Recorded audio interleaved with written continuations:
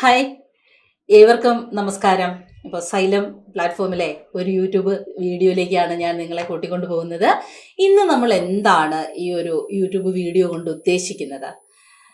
കേരളത്തിലെ ഉദ്യോഗാർത്ഥികൾ വളരെ പ്രതീക്ഷയോടെ കാത്തിരുന്ന ഒരു പരീക്ഷയുടെ നോട്ടിഫിക്കേഷനാണ് വന്നിരിക്കുന്നത്. KS Kerala administrative service. ആദ്യ പരീക്ഷ 2-3 വർഷങ്ങൾക്ക് 3-4 വർഷങ്ങൾക്ക് മുമ്പ് നടന്നു. ഇപ്പോൾ ദേ വീണ്ടും രണ്ടാമത്തെ KS വിളിച്ചിട്ടുണ്ട് അല്ലേ? ഇതില് പ്രിലിംസ് കടക്കാനായിട്ട് ഉദ്യോഗാർത്ഥികളെ സഹായിക്കുന്ന ഒരു വിഷയമാണ് മലയാളം. എങ്ങനെയാണ് KSലെ മലയാളം പരീക്ഷയ്ക്ക് ഒരു ഉദ്യോഗാർത്ഥി വളരെ ചിട്ടയോടെ പരിശീലിക്കേണ്ടത്, എങ്ങനെ 30 മാർക്ക് സ്കോർ ചെയ്യാൻ പറ്റും തുടങ്ങിയ സിലബസ് കാര്യങ്ങൾ പരിചയപ്പെടുത്തി കഴിഞ്ഞ വർഷത്തെ ക്വസ്റ്റ്യൻസ് നമുക്കൊന്ന് നോക്കാം. അപ്പോൾ തീർച്ചയായിട്ടും നിങ്ങളുടെ കോൺഫിഡൻസ് ലെവൽ കൂടും. മലയാളം 30 മാർക്കും എനിക്ക് പ്രിലിംസിൽ സ്കോർ ചെയ്യാൻ പറ്റും എന്നുള്ള ഒരു ലെവലിലേക്ക് ഉദ്യോഗാർത്ഥികൾ എത്തിച്ചേരുകയും ചെയ്യും. അപ്പോൾ നമുക്ക് പലതരത്തിലുള്ള ഉദ്യോഗാർത്ഥികളാണ് ഒരു കേസ് പോലുള്ളൊരു പരീക്ഷയെ സമീപിക്കുന്നത് അല്ലേ? അതിൽ തന്നെ UPSC ബാക്ക്ഗ്രൗണ്ടിലേക്ക്, അതല്ലെങ്കിൽ കാര്യമായിട്ട് UPSC ഒക്കെ പഠിച്ചിട്ട് വരുന്നവർ, ഓപ്ഷണൽ ആൻഡ് കമ്പൽസറി മലയാളം എടുത്ത് പഠിച്ചവരെയൊക്കെ സംബന്ധിച്ച് ആ പഠിക്കുന്ന കണ്ടന്റ് അല്ല കേട്ടോ ഇതിനകത്തുള്ളത്. അതെന്ന് പറയുമ്പോൾ നമുക്കറിയാം സാഹിത്യത്തിൻ്റെ റൂട്ടിലേക്ക് ഇറങ്ങി ചെന്നുള്ളൊരു പഠനമാണ്. പക്ഷെ ഇവിടെ കേസിനെ സംബന്ധിച്ച് ഇപ്പോൾ UPSC ബാക്ക്ഗ്രൗണ്ടിൽ കമ്പൽസറി ആൻഡ് പിന്നെ ഓപ്ഷണൽ മലയാളം പഠിക്കണവരെ സംബന്ധിച്ചാണെങ്കിലും വൊക്കാബുലറി സെക്ഷനിലേക്ക് അധികം കടന്നു പോകുന്നില്ല. ഇനി എഞ്ചിനീയറിംഗ് ബാക്ക്ഗ്രൗണ്ടിൽ നിന്ന് വരുന്നവരുണ്ട്, അതുപോലെ തന്നെ നമ്മുടെ ഡിഗ്രി പരീക്ഷകളിലൊക്കെ സയൻസ് ആൻഡ് മാത്തമാറ്റിക്സ് ബാക്ക്ഗ്രൗണ്ടിൽ നിന്ന് വരുന്നവരുണ്ട്. എന്നാൽ ഒരു മലയാളമൊക്കെ എടുത്തു പഠിച്ചവരുണ്ടാവും, BEd കാരുണ്ടാവും. അങ്ങനെ ശരിക്കും ഈ പരീക്ഷയെ സംബന്ധിച്ച് വിവിധ മേഖലകളിലുള്ള ഉദ്യോഗാർത്ഥികളാണ് കടന്നു വരുന്നത്. ഇനി എന്താണ് ഈ സിലബസിനകത്ത് പരാമർശിച്ചു പോകുന്നതെന്ന് ചോദിച്ചാൽ വൊക്കാബുലറി കണ്ടന്റ് തന്നെയാണ്. അതായത് മലയാള ഭാഷ ഭരണഭാഷയാണ് മലയാളമെന്നറിയാം. അത് ഏറ്റവും നന്നായി കൈകാര്യം ചെയ്യാൻ പ്രാപ്തിയുള്ള ഒരു ഉദ്യോഗാർത്ഥിയാണോ നിങ്ങൾ എന്ന് അതിനെ അളക്കുന്ന തരം, നിങ്ങളുടെ കഴിവിനെ കാലിബറിനെ അളക്കുന്ന തരത്തിലുള്ള ചോദ്യങ്ങളായിരിക്കും KSന്റെ ഈ ഒരു മലയാളം സെക്ഷനിൽ നിന്നും പ്രിലിംസിൽ തരുന്നത്. സോ ഇത് നിങ്ങൾക്കറിയാം, നിങ്ങൾ LD മുൻ പരീക്ഷകൾക്കൊക്കെ, അതായത് PSC നടത്തിയിട്ടുള്ള വിവിധ പരീക്ഷകളിൽ മലയാളം പഠിച്ച ആദ്യത്തെ ഒരു 13 ടോപ്പിക് അത് തന്നെയാണ്, മാറ്റമൊന്നുമില്ല. കുറച്ചുകൂടി ഒന്ന് ഡീപ്പായിട്ട് പഠിക്കേണ്ടതുണ്ട് എന്നുള്ളത് കഴിഞ്ഞ വർഷത്തെ ക്വസ്റ്റ്യൻ കാണുമ്പോൾ നമുക്ക് മനസ്സിലാവും. പിന്നെയുള്ളത് എന്താണെന്ന് വെച്ചാൽ ഈ ഒരു പരീക്ഷയിൽ അഡീഷണൽ ആയിട്ട് എന്തെങ്കിലും ടോപ്പിക് ഉണ്ടോ? ഉണ്ട്. ഒരു വലിയ പാരഗ്രാഫ് തന്നിട്ട് അതിനകത്ത് നിന്നും അത് വായിച്ചെടുത്ത് അതിൻ്റെ ആശയം ഉൾക്കൊണ്ടുകൊണ്ട് 3, 4, 5 മാർക്കിന് വരെ ക്വസ്റ്റ്യൻ ചോദിക്കാവുന്ന ഒരു ഏരിയയാണ്. പിന്നെ വിപുലീകരിച്ച് തരുന്ന ഒരു കണ്ടന്റിൽ നിന്നുകൊണ്ട് ആ വിപുലീകരിച്ച ആശയം ഒന്ന് സംഗ്രഹിക്കണം. അപ്പോൾ ഇവിടെ 2 കാര്യങ്ങൾ വരുന്നുണ്ട് അല്ലേ? ആശയം വിപുലീകരിച്ച് തരുന്നതിൽ നിന്നും ഒരു ആശയം കണ്ടെത്തി സംഗ്രഹിച്ച് ആൻസർ ആക്കണം.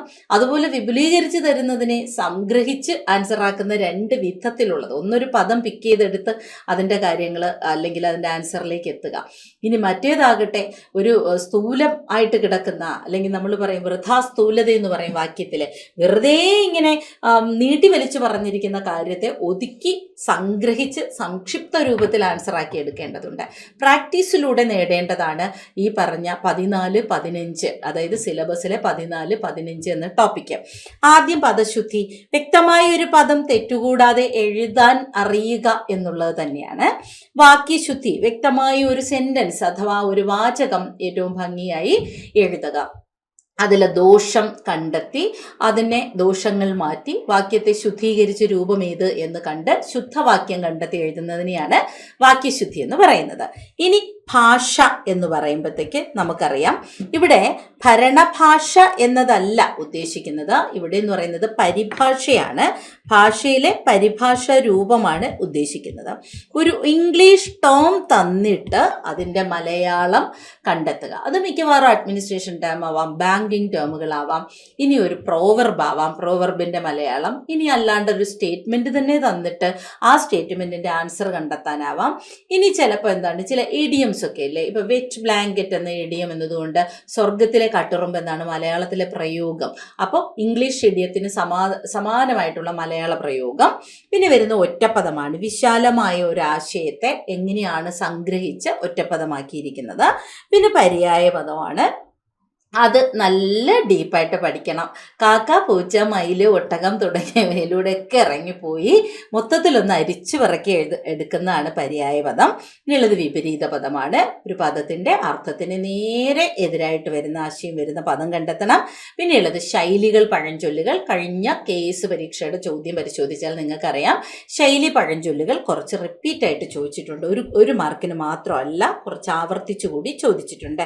സമാന പദം, ഈ പര്യായ പദം എന്ന സെക്ഷനിൽ പഠിക്കുന്ന കണ്ടന്റ് തന്നെയാണ് സമാന പദം. താഴെ തന്നിരിക്കുന്നതിൽ മയിലിന്റെ പര്യായം ഏതെന്ന് പറഞ്ഞ് ചോദിച്ചിട്ട് 4 പദങ്ങൾ കൊടുത്തേക്കും, 1 മാത്രമായിരിക്കും മയിലിന്റെ പര്യായം.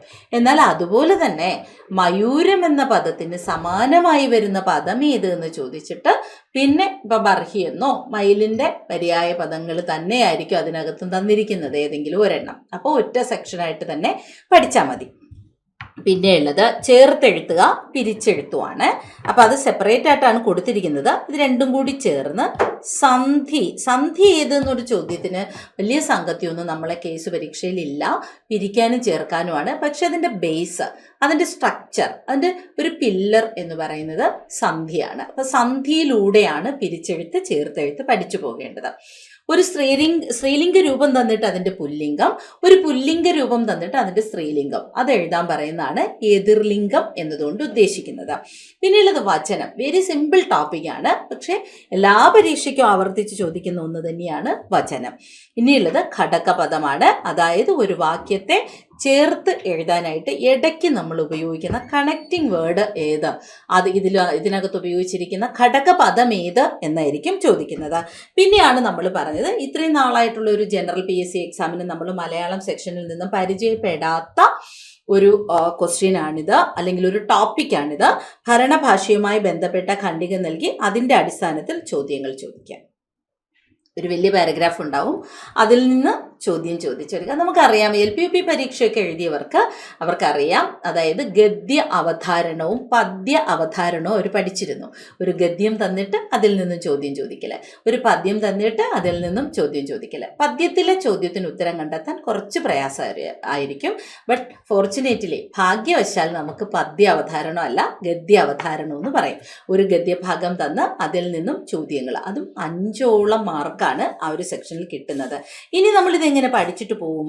ഇങ്ങനെ ഏതെങ്കിലും ഒരു ഗദ്യം എടുത്തിട്ട് കാണാപ്പാഠം പഠിച്ചിട്ട് പോകാൻ പറ്റുമോ? ഇല്ല. പ്രാക്ടീസ് ചെയ്യണം. ഇതുപോലെയുള്ള പാരഗ്രാഫുകൾ തന്നിട്ട് അതിൽ നിന്നുള്ള ചോദ്യങ്ങൾ മോഡൽ ക്വസ്റ്റ്യൻസ് ആയിട്ട് ചെയ്ത് നോക്കി ആൻസർ 5 കിട്ടുന്നു എന്ന് ഉറപ്പ് വരുത്തുമ്പോൾ, അങ്ങനെയുള്ളൊരു പ്രാക്ടീസിലൂടെ, മാതൃകാ ചോദ്യങ്ങൾ ചെയ്യുന്നതിലൂടെ ഈ ഒരു സെക്ഷൻ ഈസിയാണ്. പിന്നെയുള്ളത് ഭാഷാ പദാവലി വിപുലനം സംഗ്രഹം.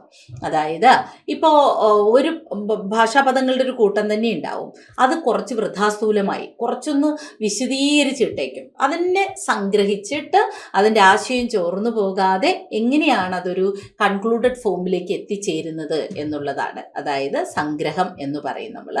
അപ്പോൾ അതും പ്രാക്ടീസിലൂടെ ചെയ്യേണ്ടതാണ്. സെയിം ക്വസ്റ്റ്യൻ തന്നെ, അല്ലെങ്കിൽ സെയിം നമ്മൾ ചെയ്യണ കണ്ടന്റിന് വരില്ല, പക്ഷെ 1-2 പ്രാവശ്യം മോഡൽ ചെയ്ത് നോക്കുമ്പോൾ തന്നെ നമുക്കത് ക്ലിയർ ആക്കാം.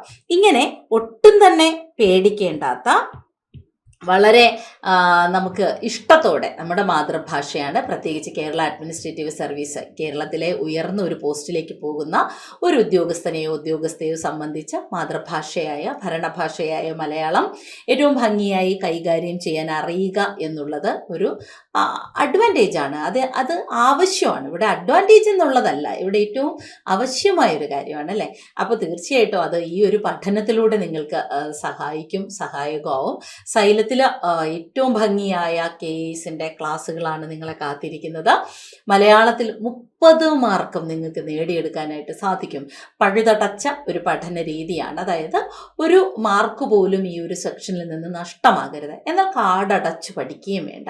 ഏറ്റവും സംക്ഷിപ്തമായ ഒരു സ്ലൈഡിലൂടെ അല്ലെങ്കിൽ തയ്യാറാക്കുന്ന PDF-ലൂടെ ഒരു ഉദ്യോഗാർത്ഥിക്ക് ഏറ്റവും എളുപ്പത്തിൽ മലയാളം പഠിച്ചെടുക്കാനും എളുപ്പത്തിൽ ഫുൾ മാർക്കും സ്കോർ ചെയ്യാൻ കഴിയുന്ന രീതിയിലാണ് സൈലത്തിലെ ക്ലാസ്സുകൾ സെറ്റ് ചെയ്തിരിക്കുന്നത്. അപ്പോൾ തീർച്ചയായിട്ടും അത് പേടിക്കേണ്ട.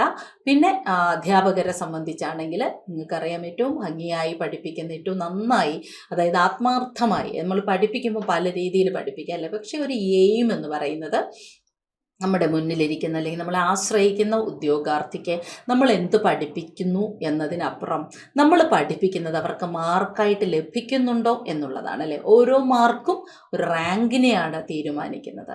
പലപ്പോഴും നിർണായകമാകുന്ന ഒരു മാർക്കായിരിക്കും ഉദ്യോഗാർത്ഥി ആ ലിസ്റ്റിൽ വരണോ വേണ്ടേന്ന് പോലും തീരുമാനിക്കുന്നത്. അപ്പോൾ തീർച്ചയായിട്ടും ഒരു ചോദ്യത്തെയും അല്ലെങ്കിൽ ഒരു ടോപ്പിക്കിനെയും ഒട്ടും നിസ്സാരമായി കാണാതെ എല്ലാ ടോപ്പിക്കുകളെയും എന്നാൽ ഉദ്യോഗാർത്ഥിക്ക് എളുപ്പത്തിൽ പഠിച്ച് അവരുടെ കാര്യം അല്ലെങ്കിൽ അവർക്ക് ആ ഒരു റാങ്കിൻ്റെ ഏറ്റവും മുന്നിലേക്ക് എത്തുക എന്നുള്ള ഒരു വലിയൊരു ശ്രമകരമായ ഒരു കാര്യമാക്കാതെ ഏറ്റവും എളുപ്പത്തിൽ അത് സാധിച്ചു കൊടുക്കുക എന്നുള്ള രീതിയിലാണ് ഓരോ അധ്യാപകരും പ്രവർത്തിക്കുന്നത്. മലയാളം ക്ലാസ്സുമായിട്ട് ഞാനും ഉണ്ടാവും. അപ്പം നമുക്കൊന്ന് നോക്കിയാലോ, കഴിഞ്ഞ വർഷത്തെ KS പരീക്ഷയുടെ മലയാളം എങ്ങനെയായിരുന്നു? ജസ്റ്റ് ഇപ്പോൾ പരീക്ഷയ്ക്ക് പോകാൻ പോകുന്നവർ ഇതൊന്ന് നോക്കിയേ. നിങ്ങളാണ് ഈ പരീക്ഷ എഴുതിയിരുന്നെങ്കിൽ നിങ്ങൾക്ക് എത്ര മാർക്ക് കിട്ടും എന്നൊന്ന് ശ്രമിച്ചു നോക്കാം നമുക്ക്. ഒന്നാമത്തെ പദം നോക്കൂ. ശരിയായ പദമേത്? പ്രഭുത്വം, സ്ത്രീത്വം, മഹത്വം, മനുഷ്യത്വം. ഇതില് ശരിയായ പദം മഹത്വമാണ്. ഓപ്ഷൻ സി ആണ്. മഹത് ത്വം മഹത്വം. പ്രഭുവിന്റെ ഭാവം പ്രഭുത്വം ഇങ്ങനെ എഴുതിയാൽ മതി. സ്ത്രീ എന്ന ഗുണമുള്ളവൾ സ്ത്രീത്വം, അവളുടെ ഗുണത്തെ സ്ത്രീത്വഭാവം എന്ന് നമുക്ക് പറയാം. മനുഷ്യന്റെ ഗുണമായി വരുന്നത് മനുഷ്യത്വം. ഇതെല്ലാം ഒരു മതി. പക്ഷേ മഹത് ത്വം മഹത്വം എന്നതിലേക്ക് പോണം. മഹത്വം അങ്ങനെ തന്നെ. തത്വം എന്ന് നമ്മൾ എഴുതുമ്പോഴും തത്വം, രണ്ട് താ. മഹത്വം മഹത്വം, തത്വം തത്വം. ഓക്കെ അല്ലേ? ഇനി ദീനന്റെ ഭാവം നമ്മൾ തെറ്റിച്ച് പലപ്പോഴും ദൈന്യത എന്ന് പറയുന്ന ഒരു പദമാണത്. ദൈന്യതയല്ല, ദൈന്യം എന്ന് മതി. ദീനന്റെ ഭാവം ദൈന്യം. ജളന്റെ ഭാവം ജാള്യം. ഓക്കെ, അപ്പൊ ജാള്യം. ഇനി വേഗത പോലും തെറ്റാണ്. സ്പീഡ് എന്നതിൻ്റെ മലയാളം വേഗം. അപ്പൊ ജാള്യം, വേഗം, ദൈന്യം എന്നൊക്കെയാണ് പറയേണ്ടത്. ഓക്കെ അല്ലേ? യെസ്. ഇനി നമുക്ക് നോക്കാം അടുത്ത ചോദ്യം. കലപ്പയ്ക്ക് പര്യായം അല്ലാത്തത് ഏത്? സീരം, ഹലം, ലാംഗലം, കുണ്ഠം.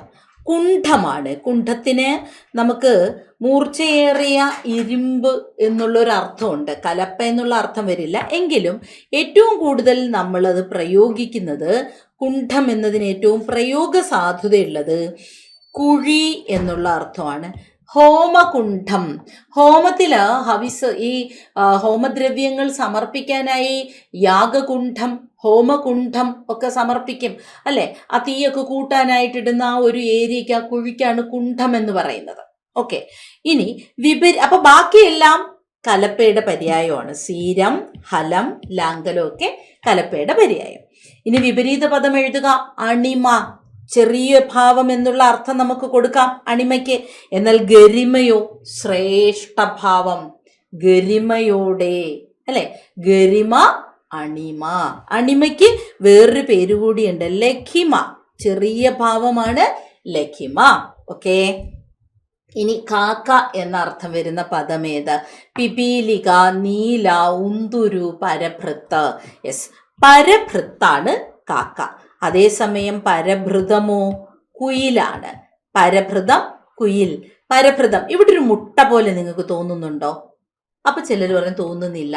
തോന്നണം. ഇങ്ങനെയൊക്കെ നമ്മൾ ചോദിക്കുമ്പോൾ തോന്നിയില്ലെങ്കിലും തോന്നുന്നു എന്നങ്ങ് പറയണം. അങ്ങനെയാണ് അതിൻ്റെ ഒരു ഇരിപ്പുവശം. അപ്പൊ ഈ പരഭൃതം മുട്ട പോലെ തോന്നുന്നു. ഈ മുട്ട ഇടുന്ന ആരാ? കുയില്. ഈ കുയിലിന് വേണ്ടി ഭൃത്യപ്പണി ചെയ്യുന്നത് ആരാണ്? കാക്ക. അപ്പൊ പരന്റെ ഭൃത്താണ് അല്ലേ? മറ്റുള്ളവർക്ക് ഭൃത്യപ്പണി ചെയ്തു കൊടുക്കുന്നു. പരഭൃത്ത് കാക്ക. പരഭൃതം വേറൊന്നിനെ ഭൃത്യപ്പണി ചെയ്യിക്കുന്നത് കുയിലാണ്. അപ്പൊ പരഭൃതം കുയില്, പരഭൃത്ത് കാക്ക. ഉന്തുരു എന്താണ്? എലിയാണ്. ഉന്തുരു. ഉന്തുരു കൊള്ളാം അല്ലേ? ചുണ്ടലി ഇല്ലേ? ചുണ്ടലി, കുഞ്ഞനെലി, അവനെയാണ് ഉന്തുരു എന്ന് പറയുന്നത്. നീല, ഈച്ച. കൊള്ളാം. അമ്മേ, മേശപ്പുറത്ത് സാധനങ്ങൾ തുറന്നു വെക്കരുതേ, ഭക്ഷണ സാധനങ്ങൾ. നീല വന്നിരിക്കും. നീല, ഈച്ച. പിപീലികയോ? ഉറുമ്പ്. നിങ്ങൾക്ക് വേണമെങ്കിൽ പറയാം, അമ്മേ ചായയിൽ ഒരു പിപീലിക. അപ്പൊ അമ്മ പറയും പിപീലികയോ? അത് അക്കാരത്തിൽ കിടന്ന് പിപീലികയായിരിക്കും മോളെ, എടുത്ത് കളഞ്ഞിട്ട് അങ്ങ് കുടിക്കുക. അക്കാരം പഞ്ചസാര, പിപീലിക ഉറുമ്പ്, വമ്രി എന്ന് പറയും, വൽമി എന്ന് പറയും. ഉറുമ്പിനെയാണ് വമ്രി, വൽമി, പിപീലിക എന്നൊക്കെ പറയുന്നത്. ഇനി ഒറ്റുകാരൻ എന്ന അർത്ഥമുള്ള ശൈലി: അസുരവിത്ത, അഷ്ടാവക്രൻ, അഞ്ചാം പത്തി, അന്തകൻ. ഇവിടെ ആൻസർ വരുന്നത് അഞ്ചാം പത്തിയാണ്. അഞ്ചാം പത്തി എന്ന് പറഞ്ഞാൽ ഒറ്റ കൊടുക്കുക, കരിങ്കാലി സ്വഭാവം കാണിക്കുന്ന ആളിനെയാണ് അഞ്ചാം പത്തി. കൂടെ നിന്ന് കാലു വരിക, ഒറ്റ കൊടുക്കുക എന്നൊക്കെയുള്ള അർത്ഥം. അസുരവിത്തോ എല്ലാം നശിപ്പിക്കുന്നവൻ, അല്ലെങ്കിൽ നമ്മൾ പറയില്ലേ എന്താണ്, പിന്നെ ഗുണമില്ലാത്ത പുത്രൻ, എല്ലാം നശിപ്പിക്കുന്നവൻ, അല്ലെങ്കിൽ നാശകാരിയായ പുത്രൻ എന്നൊക്കെയുള്ള അർത്ഥത്തിൽ അസുരവിത്ത് എന്നൊരു പ്രയോഗമുണ്ട്. ഇനി അഷ്ടാവക്രനോ, വൈകല്യമുള്ളയാളിനെയാണ് നമ്മൾ വൈകല്യം ഉള്ളയാള്. അതായത് ഈ പുരാണങ്ങളിൽ ഒരു അഷ്ടാവക്രൻ എന്ന് പറയുന്ന ഒരു മഹർഷി ഉണ്ടായിരുന്നു. ശരീരത്തിൽ 8 വളവുകളോട് ആണ് അയാൾ ജനിച്ചത്. ശരീരത്തിൽ 8 വളവുകളുണ്ട്. അതിൽ നിന്നും കിട്ടിയ പേരാണ് അഷ്ടാവക്രൻ. അങ്ങനെ എന്തെങ്കിലും വൈകല്യമുള്ളതിനെ സൂചിപ്പിക്കാൻ അവനൊരു അഷ്ടാവക്രനാണ് എന്ന് പ്രയോഗിക്കാറുണ്ട്. അഞ്ചാം പത്തി ഒറ്റുകാരൻ. ഇനി ആരാ? അന്തകൻ, നാശകാരി, നശിപ്പിക്കുന്നവൻ, അന്ത്യം ചെയ്യുന്നവൻ, നശിപ്പിക്കുന്നവൻ, അന്തകൻ നമുക്കറിയാം. ഇനി ബാഹ്യാലങ്കാരത്തിന്റെ ആവശ്യകത ധ്വനിപ്പിക്കുന്ന പഴഞ്ചൊല്ല് കണ്ടെത്തുക. കുയിലിന് സൗന്ദര്യം സ്വരം. അത് സഹജ ഗുണം എന്നുള്ള ഒരർത്ഥമാണ്. കുയിലിന്റെ സഹജ ഗുണം അത് തന്നെ. ഗുർവിയുടെ സഹജ ഗുണം സൗന്ദര്യമല്ലേ, പിള്ളേർ കേൾക്കണ്ട. ഇനി പല്ലൊത്താൽ പകുതി ഒത്തു. അതായത് ചേരേണ്ടത്, അതായത് അതൊരു സഹജ ഗുണമാണ്. പല്ല് ഒത്താൽ പകുതി ഒത്തു. ഇനി സ്വർണമായാലും വർണ്ണം വേണം, അങ്ങനെയും പറയും. ഇപ്പൊ പറയില്ലേ എന്താണ്, തുളസിക്ക് സുഗന്ധം എന്ന് പറയും. അതായത് തുളസിക്ക് സുഗന്ധം വേണം എന്നുള്ള ഒരു അർത്ഥത്തിൽ പറയും. അപ്പൊ ഇതൊക്കെ സഹജ ഗുണം എന്നുള്ള അർത്ഥത്തിൽ പറയാം. ചത്തു കിടന്നാലും ചമഞ്ഞു കിടക്കണം, ബാഹ്യ സൗന്ദര്യത്തിന്റെ ആവശ്യം. നമ്മൾ ചിലപ്പോൾ പറയത്തില്ലേ, എന്തിനാ ഈ രാത്രിയൊക്കെ ഇങ്ങനെ മേക്കപ്പ് ഇടുന്നേ? ചില കുട്ടികൾ രാത്രിയൊക്കെ അപ്പുറത്ത് വരെ പോകണമെങ്കിൽ ഇങ്ങനെ മേക്കപ്പ് ഇടും. അപ്പോൾ കുട്ടി പറയും, ചത്ത് കിടന്നാലും ചമഞ്ഞു കിടക്കണം, ബാഹ്യ സൗന്ദര്യത്തിന്റെ ആവശ്യം. മേക്ക് ഷിഫ്റ്റ് എന്നതിന് തുല്യമായ പ്രയോഗം ഏതാണ്? മുട്ടുശാന്തി. It's a temporary adjustment. മുട്ടുശാന്തി, ഒരു മുട്ടുശാന്തിക്ക് ഇതൊക്കെ മതി എന്ന് പറയും. മുട്ടുശാന്തി. മുതലക്കണ്ണീരെന്ന് പറഞ്ഞാലേ ഈ കള്ളക്കരച്ചില്, ദുഃഖം അഭിനയിക്കുക എന്നുള്ള അർത്ഥം. മുടന്തന്യായം എന്ന് പറഞ്ഞാലേ എന്തെങ്കിലുമൊക്കെ പറഞ്ഞ് പിടിച്ച് നിൽക്കുക. അതായത് അതൊരു നല്ല ന്യായമല്ല. മുടന്ത ന്യായം പറഞ്ഞ് നിൽക്കുക എന്ന് പറയും. എന്തെങ്കിലുമൊക്കെ പറഞ്ഞ് അഡ്ജസ്റ്റ്മെന്റ് ചെയ്ത് നിൽക്കുക. മനപ്പായസമോ? Make castle in the air. മനോരാജ്യം കാണുക, ആകാശക്കോട്ട കെട്ടുക, വെറുതെ മനപ്പായസം കുടിക്കുക എന്നൊരു പ്രയോഗം ഉണ്ടല്ലേ, വെറുതെ ഇങ്ങനെ സങ്കല്പിച്ച് കൂട്ടുക. മുട്ടുശാന്തിയാണ് makeshift. Flash in the pan, ഉചിതമായ മലയാള ശൈലി. നോക്കൂ, അപ്പോൾ നമ്മുടെ പരിഭാഷയിൽ നിന്ന് 2 ചോദ്യങ്ങൾ വന്നു അല്ലേ. പരിഭാഷ ആ ഏരിയയിൽ നിന്ന് തന്നെ 2 വന്നു. പര്യായമാണെങ്കിലും 2 വന്നു. കാക്കയും കലപ്പയും വന്നു. ശൈലിതേ ഒറ്റുകാരൻ വന്നു. ബാഹ്യാലങ്കാരം വെച്ചിട്ടുള്ള പഴഞ്ചൊല്ല് വന്നു. പരിഭാഷയ്ക്കപ്പം ഇമ്പോർട്ടൻസ് കൂടുതൽ കൊടുക്കേണ്ടതുണ്ട്. ഇനി നോക്കണേ, ഫ്ലാഷ് ഇൻ ദ പാൻ എന്ന് പറഞ്ഞാൽ ആരംഭശൂരത്വം, നഖശിഖാന്തം, കംപ്ലീറ്റ് നഖശിഖാന്തം എതിർക്കുക, പൂർണ്ണമായും എതിർക്കുക. കരുതേക്കുക എന്ന് പറഞ്ഞാൽ അവഹേളിക്കുക, അപകീർത്തിപ്പെടുത്തുക, കളമൊരുക്കുക, സാഹചര്യം ഒരുക്കുക. അപ്പൊ ആരംഭശൂരത്വമാണ് ഫ്ലാഷ് ഇൻ ദ പാൻ. അപ്പൊ 71 മുതൽ 79 വരെയുള്ള ചോദ്യങ്ങളാണ് നമ്മളിപ്പോൾ പരിചയപ്പെട്ടത് അല്ലേ. അതിനകത്ത് വിപരീതം വന്നു, ശൈലി വന്നു, പഴഞ്ചൊല്ല് വന്നു, പരിഭാഷ വന്നു, പര്യായം വന്നു. ഇനി നോക്കണേ, പിരിച്ചെഴുത്ത് ചേർത്തെഴുത്ത്. അതിൽ നിന്ന് 2 ചോദ്യങ്ങളാണ്. 80, 81. ശരത് ചന്ദ്രൻ, ശരത്ചന്ദ്രൻ, ഇതൊക്കെ നമ്മൾ ക്ലാസ്സിൽ കോഡ് വെച്ച് പഠിക്കുകയെ. ത് പ്ലസ് ച, ത് അധികം ച, ഇച്ച. ശരത് ചന്ദ്രൻ, ശരചന്ദ്രൻ. ചലത് ചിത്രം, ചലച്ചിത്രം. മഹത് ചരിതം, മഹച്ചരിതം. സത് ചരിതം, സച്ചരിതം. സച്ചിദാനന്ദൻ, സച്ചിദാനന്ദൻ. അതൊക്കെ നമ്മൾ പഠിക്കും. കോഡ് വെച്ചിട്ട് ഡീറ്റെയിൽ ആയിട്ട് സന്ധ്യയൊക്കെ ക്ലാസ്സിൽ പഠിപ്പിക്കും. ഇനി സമ്പത് ലബ്ധി. ത് അധികം ലാ വരുമ്പോൾ ഇല്ലയാവുക എന്ന നിയമപ്രകാരമാണ് ഇത് വരുന്നത്. സമ്പല്ലബ്ധി ആണ് ആൻസർ. സമ്പല്ലബ്ധി.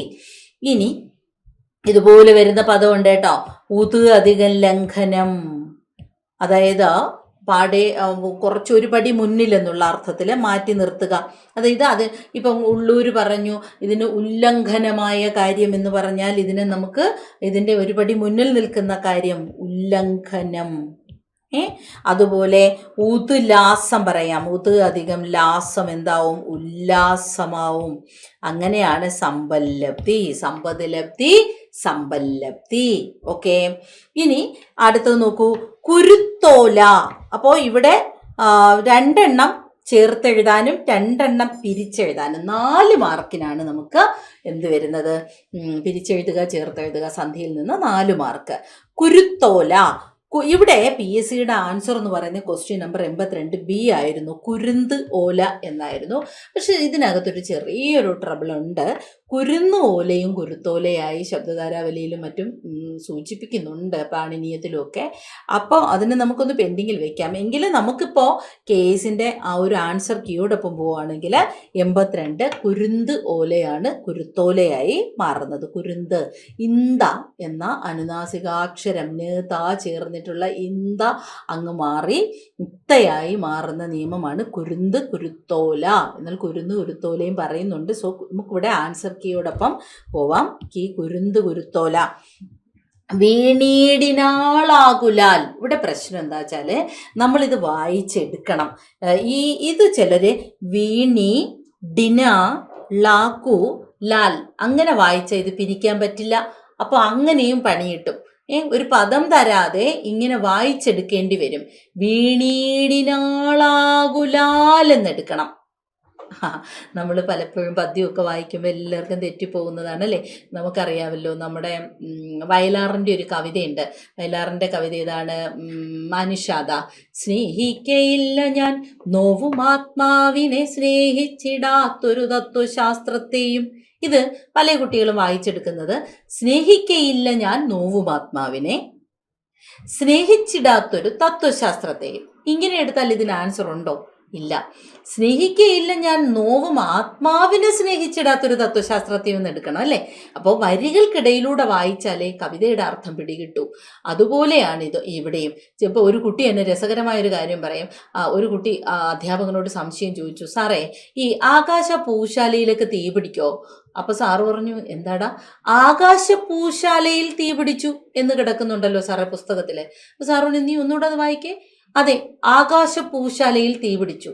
അപ്പൊ സാറ് പറഞ്ഞു, നീ ഒന്ന് നിർത്തി വായിക്കേ. ആ കശാപ്പുശാലയിൽ തീ പിടിച്ചു. കശാപ്പുശാലയാണ്, അതായത് മാംസം വെട്ടുന്ന ഇടം. അതിനെയാണ് കുട്ടി ആകാശപൂശാലയാക്കിയത്. അപ്പൊ അതുപോലെയായി പോവും ഇവിടെ. വീണി ഡിനാൾ ആ കുലാൽ എന്നല്ല, വീണീടിനാൾ ആകുലാൽ. ആകുലം, സങ്കടം, വ്യഥ, വീണുപോയി അല്ലെ? അവൾ, ആൾ, അവൾ. അപ്പൊ ഇവിടെ നമുക്ക് എന്തു കൊടുക്കാം? ഈ ഓപ്ഷൻ സി, വീണീടിനാൾ ആകുലാൽ എന്ന് തന്നെ കൊടുക്കണം. വീണീടിനാളാകുലാൽ. ഇനി സന്ധിയൊക്കെ വരുവാണെങ്കിൽ അത് ലോപത്തിലേക്ക് പോവും.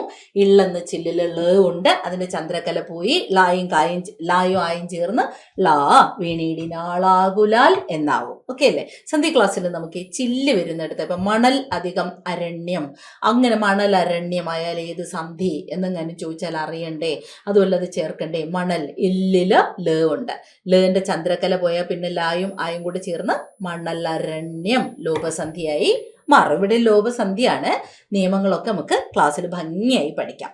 ഇനി അലിംഗ ബഹുവചനം ഏതാ? പ്രത്യക്ഷത്തിൽ നമുക്ക് ജെൻഡർ ഏതെന്ന് തിരിച്ചറിയാൻ പറ്റാത്ത പദത്തെയാണ് അലിംഗ ബഹുവചനം എന്ന് പറയുന്നത്. സ്വാമികൾ കേൾക്കുമ്പോൾ അറിയാം, പൂജക ബഹുവചനമായിട്ടാണ് കൊടുത്തിരിക്കുന്നത്.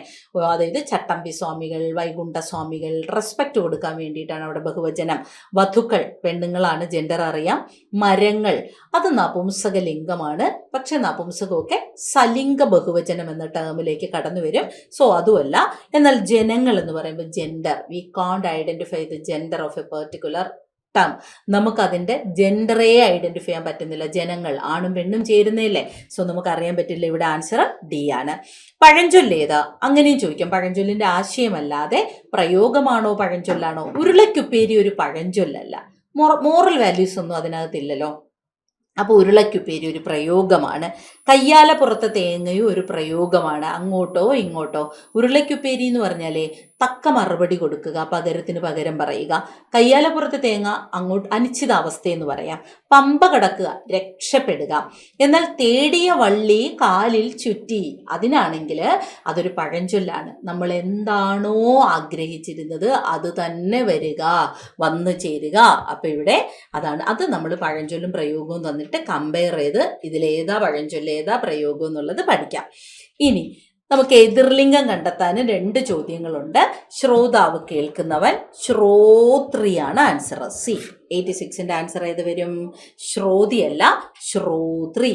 ശ്രോതാവ്, ശ്രോതാവ്, ശ്രോത്രി. ഏതാ വരേണ്ടത്? ശ്രോത്രി. ശ്രോതാവ്, ശ്രോത്രി. അത് ആൻസർ കെയിൽ തെറ്റാണത്. കാരണം താവ് ഏത് വന്നാലും എതിർലിംഗം 3 ആണ് വരേണ്ടത്. അഭിനേതാവ്, അഭിനേത്രി, ജനിതാവ്, ജനിത്രി, ദാതാവ്, ധാത്രി, പിന്നെന്താ പറയാ, ഭ്രാതാവ്, ഭ്രാത്രി. അപ്പൊ ശ്രോതാവ് ശ്രോതിയല്ല, ശ്രോത്രിയാണ് വരേണ്ടത്. ഇനി ഏകാകിനി, ഏകാകി. ഏതാ വരേണ്ടത്? ഏകാകി. ഏകാകിനി പെണ്ണ്, ഏകാകി ആണ്. ഏകനാണെങ്കിലോ ഏക. ഓക്കെ, ഏകാകൻ വരൂല. അപ്പൊ ഏകൻ ഏകയും ഏകാകി ഏകാകിനിയുമാണ്. മഴ പെയ്തെങ്കിലും ഉഷ്ണം ശമിച്ചില്ല. ഈ വാക്യത്തിലെ ഘടകം ഏതാണ്? എങ്കിലും. ആ എങ്കിലും അല്ലേ കണക്ട് ചെയ്യാനായിട്ട് നമ്മൾ ഉപയോഗിച്ചത്? യെസ്. വികലമായ പ്രയോഗം ഏതാണ്? താപസി എന്ന പദമില്ല, തപസ്യുണ്ട്, തപസ്വിനി ഉണ്ട്, താപസിയുമുണ്ട്. താപസ്വി എന്നൊരു പദമില്ലാത്തതുകൊണ്ട് ഓപ്ഷൻ എ ആണ്. 89 ഓപ്ഷൻ എ. തന്നിരിക്കുന്ന വാക്യത്തിൽ തെറ്റായത്. ഈ മഹാനായ കലാകാരന്റെ സർഗസൃഷ്ടിപരമായ ശേഷിയെക്കുറിച്ച് ചിന്തിക്കുമ്പോൾ അത്ഭുതം തോന്നും. ശേഷി തന്നെയല്ലേ സർഗസൃഷ്ടിപരം? അപ്പൊ സർഗസൃഷ്ടിപരം എന്ന് വേണ്ട, സൃഷ്ടിപരം ഈസ് ഈക്വൽ ടു സർഗശേഷി. രണ്ടും കൂടി തെറ്റാണ്. സർഗശക്തി എന്ന് പറഞ്ഞാൽ ദാറ്റ് മീൻസ് ദ ക്രിയേറ്റിവിറ്റി.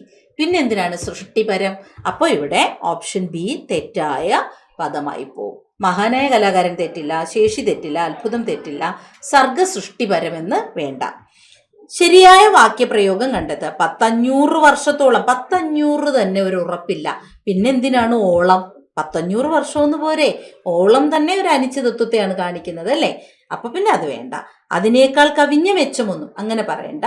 അതിനേക്കാൾ മെച്ചമൊന്നും ഇതിനില്ല എന്ന് മതി. കവിഞ്ഞ പിന്നെ വേണ്ട, കാൾ പറയുന്നുണ്ട്. ഏകാധിപത്യത്തെ തീർച്ചയായും എതിർക്കണമെന്ന് പോരെ? ഏകാധിപത്യത്തെ തീർച്ചയായും എതിർക്കുക തന്നെ വേണമെന്ന് പിന്നെ വേണ്ടല്ലോ. ഞാൻ ചോദിക്കുന്നതിന് മാത്രം ഉത്തരം പറഞ്ഞാൽ മതി, അവിടെ തെറ്റൊന്നുമില്ല. I M afraid, I can't help you. എനിക്ക് നിങ്ങളെ സഹായിക്കാൻ കഴിയുമെന്ന് തോന്നുന്നില്ല. ഈ ഇത്തരത്തിൽ പ്രസ്താവന ചോദ്യമൊക്കെ നിങ്ങൾക്ക് വായിച്ചെടുക്കാൻ പറ്റും. ഈ നിവേദനം തുടർ നടപടിക്കായി സമർപ്പിക്കുന്നു. I submit this memorandum four further action. അതാണ് കറക്റ്റ്. ഓക്കെ അല്ലേ? അപ്പം ഞാൻ തുടർ നടപടിക്കായിട്ട് കൊടുക്കുന്നു എന്നുള്ള അർത്ഥത്തിൽ പറയാം. 94.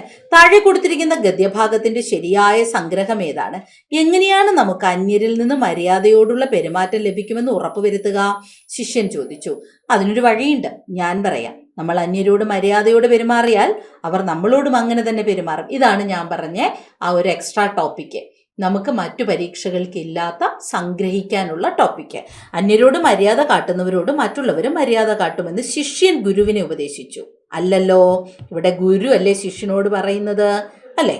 യെസ്, ഗുരുവാണ് വിശദീകരിച്ചത്. അന്യരോട് അപമര്യാദ എന്ന് പറഞ്ഞിട്ടേ ഇല്ല.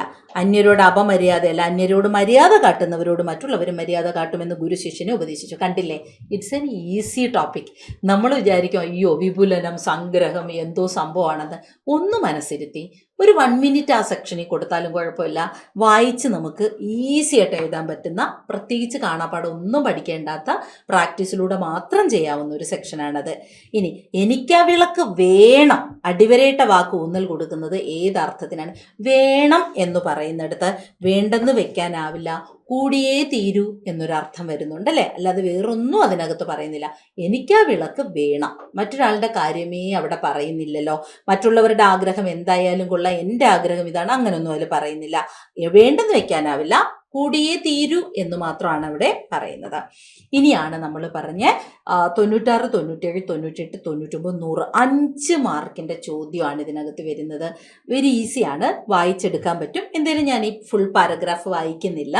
നിങ്ങൾക്കിത് ആഫ്റ്റർ ക്ലാസ് എൻ്റെ ഈ ഒരു വീഡിയോ കണ്ടതിന് ശേഷം ഈ പാരഗ്രാഫ് വായിച്ചെടുത്തിട്ട് സ്വന്തമായിട്ട് ആൻസർ കണ്ടെത്താൻ പറ്റുന്നുണ്ടോ എന്ന് നോക്കണേ. ഇവിടെ ഇപ്പോൾ വേറൊന്നുമില്ല, ഭാഷയെക്കുറിച്ചാണ് ഒരു പാരഗ്രാഫ്. ഇത്രയും ആ പാരഗ്രാഫ് ഇങ്ങനെ നീണ്ടു പോവും, പക്ഷെ വായിച്ചെടുത്ത് ആൻസർ ചെയ്യാൻ പറ്റും. ഇതിനെയാണ് ഗദ്യാവധാരണം. ഇതുവരെയാണ് ഈ ഒരു പാരഗ്രാഫ് വരുന്നത്. ഇനി ഇതിൽ നിന്നുകൊണ്ടുള്ള ചോദ്യം, ദക്ഷിണേന്ത്യൻ സംസ്ഥാനങ്ങളിൽ ഏറ്റവും കൂടുതൽ ശതമാനം ആളുകൾ മാതൃഭാഷയായി ഉപയോഗിക്കുന്ന ഔദ്യോഗിക ഭാഷ ഏതെന്നായിരുന്നു ക്വസ്റ്റ്യൻ. ഇവിടെ ഡി മലയാളമാണ്. ഈ കാര്യം ആ പാരഗ്രാഫിൽ പറയുന്നുണ്ട്, ഈസി ആയിട്ട് വായിച്ചെടുക്കാം. കേരളത്തിൽ ഭാഷാ ന്യൂനപക്ഷങ്ങൾ എത്ര ശതമാനമാണെന്നാണ് ചോദിക്കുന്നത്. 3%, അതും പാരഗ്രാഫിൽ മെൻഷൻ ചെയ്യുന്നുണ്ട്. 80%-ലധികം ആളുകൾ സംസാരിക്കുന്ന മാതൃഭാഷയുള്ള സംസ്ഥാനങ്ങളിൽ പെടാത്തത് ഏതെന്നാണ് ചോദിച്ചത്. നാഗാലാൻഡാണ്. അതും അതിൽ തന്നെ പറയുന്നുള്ള ഒരു കാര്യമാണ്. ജനായത്ത ഭരണഘടന അനുസരിച്ച്, ജനാധിപത്യം അനുസരിച്ച് രാഷ്ട്രം എന്നാൽ എന്താണെന്നാണ് ജനങ്ങൾ, അതും ആ പാരഗ്രാഫിൽ മെൻഷൻ ചെയ്യുന്നു, ഡയറക്റ്റ് മെൻഷൻ ചെയ്യുന്നുണ്ട്. പ്രബല ഭാഷാ വിഭാഗത്തിൽ നിന്ന് വ്യത്യസ്തമായ മാതൃഭാഷ ഉപയോഗിക്കുന്നവരെ ഏത് പേരിലാണ് അറിയപ്പെടുന്നത്? ഭാഷാ ന്യൂനപക്ഷങ്ങൾ. അപ്പോൾ ഇതും പാരഗ്രാഫിൽ തന്നെ പരാമർശിക്കുന്ന കാര്യമാണ്. അപ്പോൾ ഇത്രയും കാര്യങ്ങൾ സിലബസും കണ്ട് കഴിഞ്ഞ വർഷത്തെ ക്വസ്റ്റ്യനും എടുത്ത് നോക്കുമ്പോൾ കുറച്ചൊക്കെ ഒന്ന് ആശ്വാസമായില്ലേ? ഇതിനു വേണ്ടിയായിരുന്നു ഈ വീഡിയോയും. 30 മാർക്കിൻ്റെ മലയാളം ഒട്ടും തന്നെ ഭയക്കാതെ ഏറ്റവും സിസ്റ്റമാറ്റിക് ആയിട്ട് പഠിച്ചു കയറി 30 മാർക്കും സ്കോർ ചെയ്യാൻ പറ്റുന്ന തരത്തിലുള്ള തന്നെയായിരിക്കും ചോദ്യം. പക്ഷെ ഇതിന് നമുക്കൊരു നല്ലൊരു പഠന രീതി അല്ലെങ്കിൽ പഠനക്രമം ആവശ്യമാണ്. നേരത്തെ പറഞ്ഞതുപോലെ ഒരു LDCയുടെയോ ഒരു സാധാരണ ജനറൽ PSC പരീക്ഷയോ പോലെ അത്ര കുറച്ച് കാണിക്കരുത്. ഡീപ്പായിട്ട് തന്നെ ഈ ഒരു ടോപ്പിക് ഒന്ന് പഠിച്ച് കയറണം. ഓക്കെ അല്ലേ? അപ്പോൾ എല്ലാവർക്കും എല്ലാ ആശംസകളും നേരുന്നു. വീഡിയോ കാണുക. നിങ്ങൾക്ക് ഈ വീഡിയോ സംബന്ധിക്കുന്ന സംശയങ്ങൾ കമൻസുകളായിട്ട് ചോദിക്കാവുന്നതാണ്. വീഡിയോയുടെ അടിയിൽ തന്നെ മെൻഷൻ ചെയ്യാവുന്നതാണ്. ഉറപ്പായിട്ട് നിങ്ങൾക്ക് ആൻസർ ലഭിച്ചിരിക്കും. Okay, by.